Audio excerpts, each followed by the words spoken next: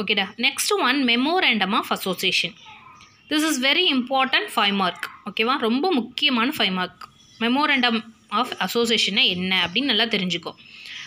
இது அமைப்பு முறையீடு அப்படின்னு சொல்கிறாங்க. தட் மீன்ஸ் ஒரு ஜாயின்ட் ஸ்டாக் கம்பெனி கொண்டு வரணும், நிறுவனம் அப்படின்னா கண்டிப்பாக நம்ம இந்த ஆவணம், இந்த டாக்குமெண்ட்டை நம்ம ரெடி பண்ணணும்.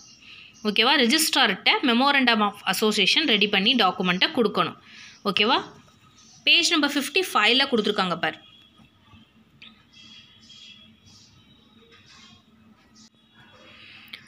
A memorandum of association MOA is a legal document. இது சட்டப்படியான ஒரு ஆவண முறை அப்படிங்கிறாங்க.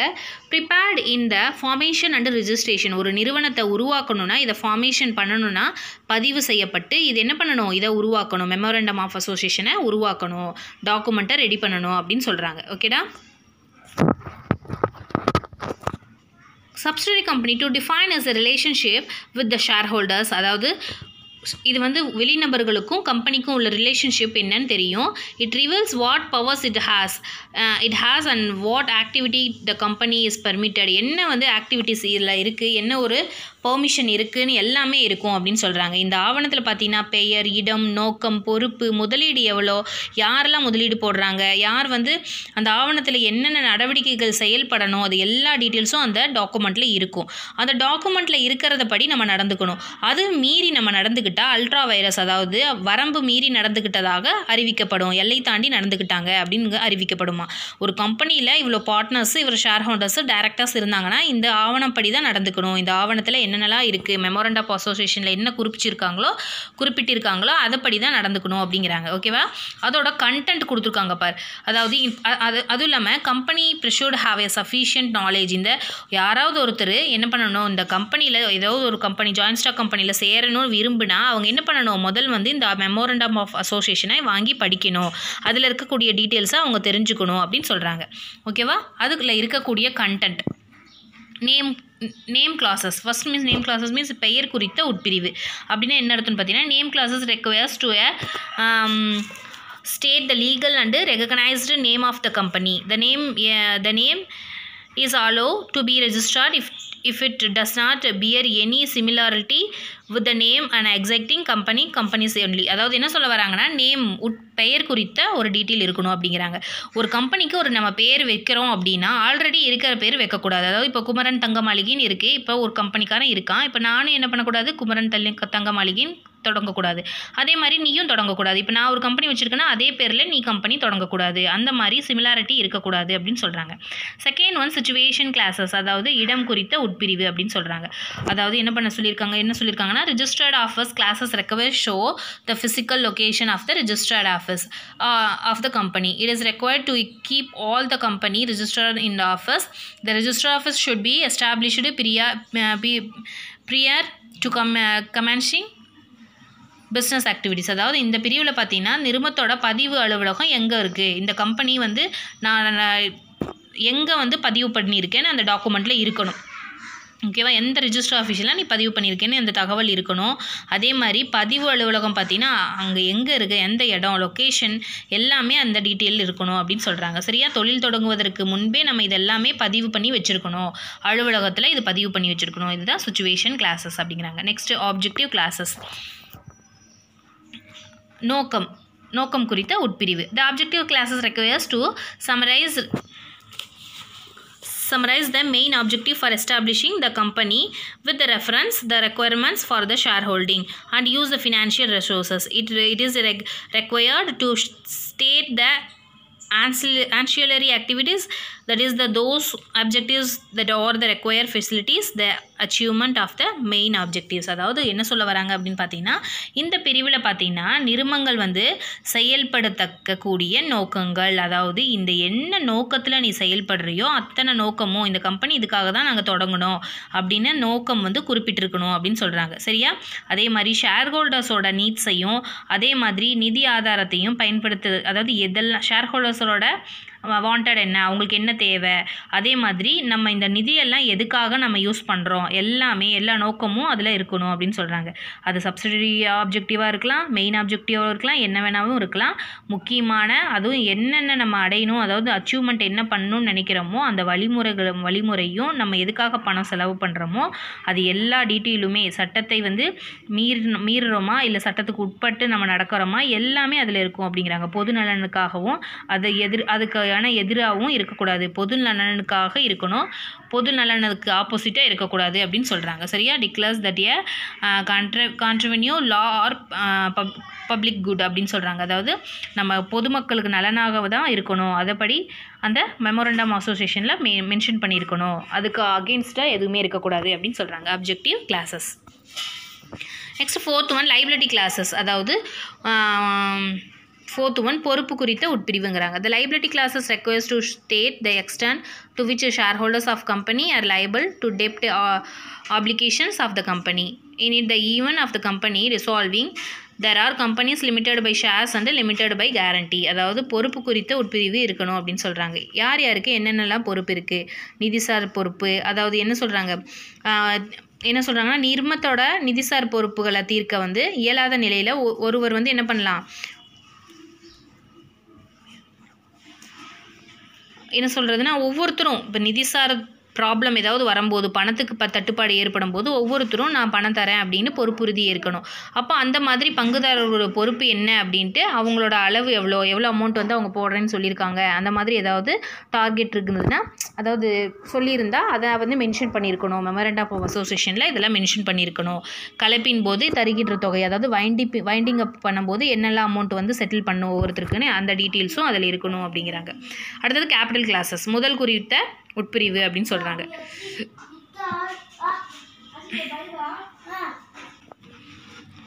கேபிட்டல் கிளாஸஸ் பார்த்தீங்கன்னா ஒரு முதல் குறித்த உட்பிரிவுங்கிறாங்க. அதாவது முதல்னா ஒரு கம்பெனியில் எவ்வளோ ஷேர்ஸ் போட்டிருக்காங்க, எவ்வளோ ஷேர்ஸ் வந்து இருக்குது, வெளியே போயிருக்கு, இந்த மாதிரி. The capital classes request to state the company authorised shares capital, அங்கீகரிக்கப்பட்ட முதல் எவ்வளோ, டிஃப்ரெண்ட் கேட்டகரிஸ் ஆஃப் ஷேர்ஸு, பலதரப்பட்ட முதல், அதாவது மினிமம் வேல்யூ பெர், அதாவது என்ன சொல்கிறது, ஒரு பங்கோட குறைந்தபட்ச மதிப்பு என்ன, இது எல்லாமே அந்த டீட்டெயிலாக அந்த மெமோரண்டம் ஆஃப் அசோசியேஷனில் இருக்கணும் அப்படின்னு சொல்கிறாங்க. Okay, next association classes, that means அமைப்பு குறித்த உட்பிரிவு அப்படிங்கிறாங்க. ஓகே, இது என்னென்னு பார்த்தீங்கன்னா ஷேர் ஹோல்டர்ஸ் வந்து எல்லாம் ஒட்டுக்கா சேர்ந்து என்ன பண்ணுறோம், பிஸ்னஸ் பண்ணுறோம் அப்படின்ட்டு ஒரு முடிவெடுத்து தானாக விரும்பி வந்து சேர்ந்த ஒரு அசோசியேஷன் அப்படின்னு சொல்கிறாங்க. சரியா? இதில் பார்த்தீங்கன்னா ப்ரைவேட், அதாவது என்ன சொல்கிறாங்கன்னா தனி நிறுவனமாக இருந்ததுன்னா பொது நிறுவனம், அதாவது என்ன சொல்கிறாங்க, பப்ளிக் கம்பெனியாக இருந்தால் 7 மெம்பர்ஸாக இருக்கணும், ப்ரைவேட் கம்பெனியாக இருந்தால் 2 பேர் சேர்ந்து நடத்தலாம் அப்படின்னு சொல்லி இதில் இருக்காமா. ஓகேவா? அதே மாதிரி இந்த முறையீட்டில் வந்து சாட்சி கையெழுத்து 2 பேர் போடணும் அப்படின்னு சொல்கிறாங்க. சரியா?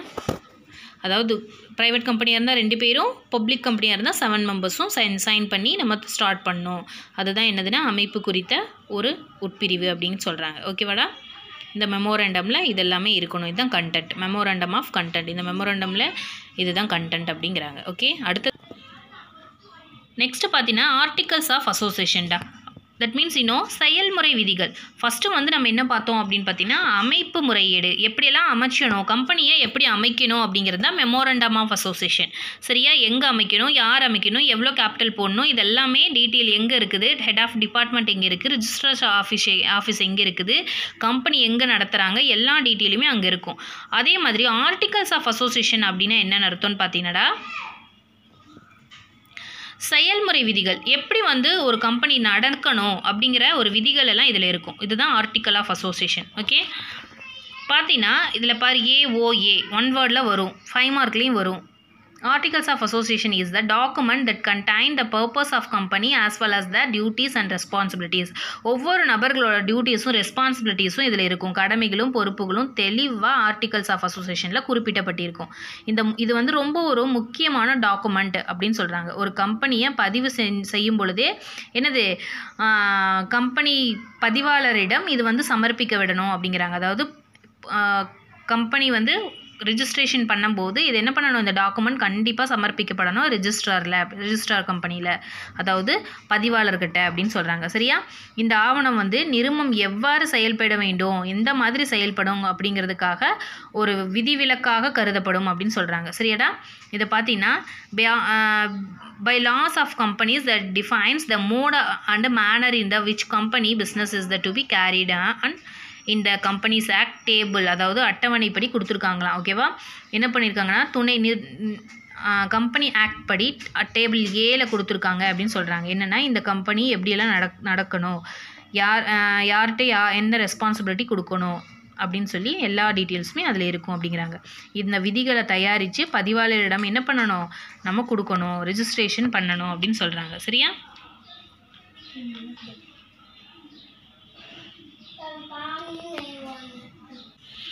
ஆர்டிகல்ஸ் ஆஃப் அசோசியேஷனுக்கு கண்டென்ட் கொடுத்துருக்காங்கடா. Amount of shares, capital, value and types of shares, அதாவது எந்த மாதிரி பங்குகள் இருக்குது, பங்குகளோட வகைகள் என்ன, பங்கோட மூலதனம், இந்த மாதிரி அதோட பங்கோட மதிப்பு என்ன அப்படின்னு அந்த கண்டென்ட் எல்லாமே ஆர்டிகல்ஸ் ஆஃப் அசோசியேஷனில் இருக்கும். ஓகேவா? அந்த டாக்குமெண்ட்டில். அடுத்தது right of each class of share holders regarding voting டிவைடட் ரிட்டர்ன் ஆஃப் கேபிட்டல், அதாவது ஒவ்வொரு வகை பங்குதாரர்களோட உரிமை என்ன, அவங்களோட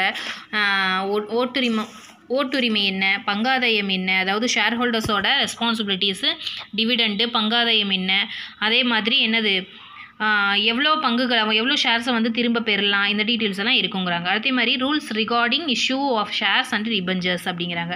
அதே மாதிரி பங்குகள், கடனீட்டு பத்திரங்கள், வெளியீடு தொடர்பான விதிகள், நம்ம கடனீட்டு பத்திரங்கள், ஏதாவது ஷேர்ஸை வந்து நம்ம வெளியே கொடுக்குறோம், கடனாக வாங்குறோன்னா அந்த டீட்டெயில்ஸ் அதில் இருக்கும்.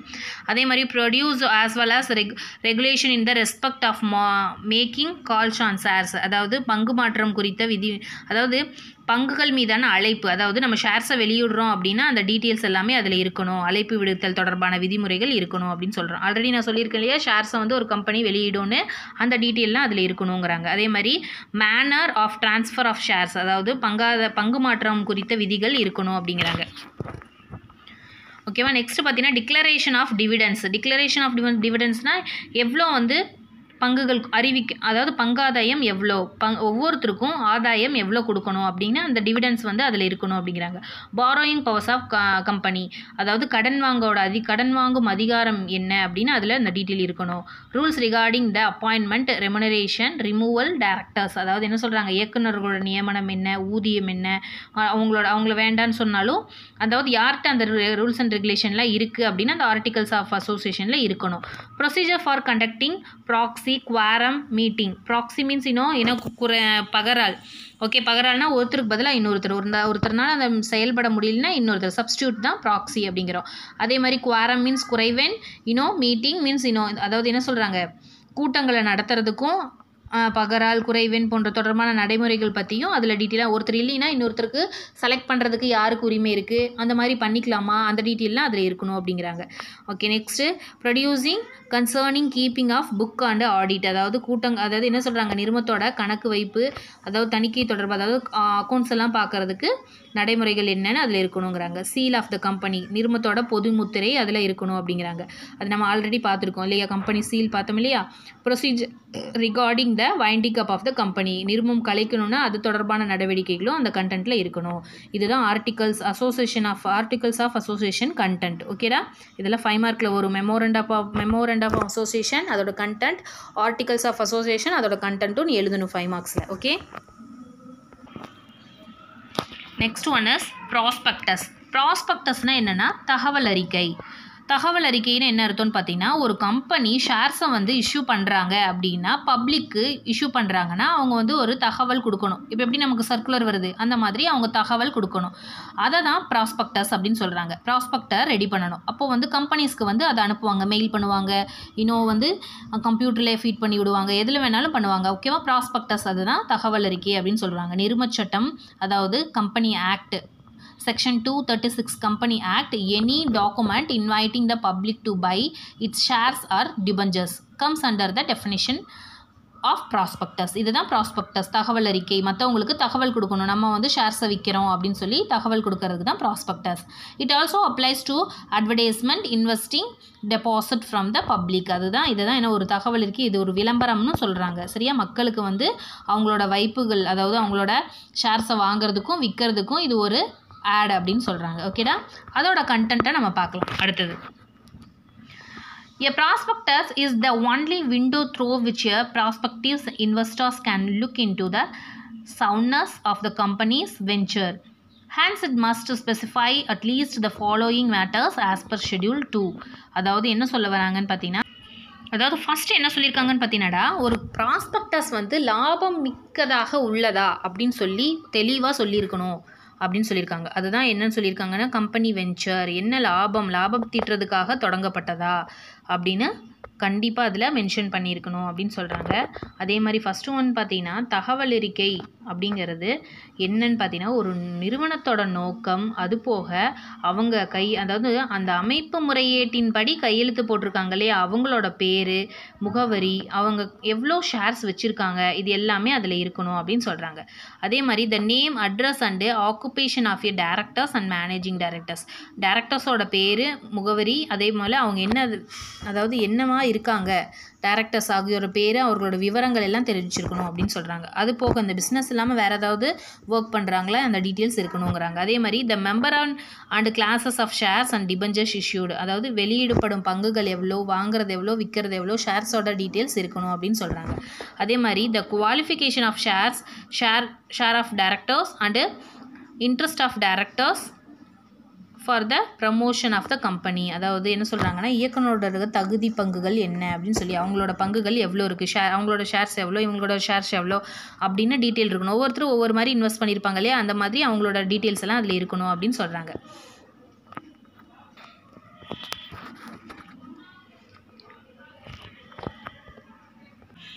Next one, the number, description and the document shares debentures within the 2 preceding years have been agreed to be issued other than cash. அதாவது கடந்த 2 ஆண்டுகளில் பார்த்தீங்கன்னா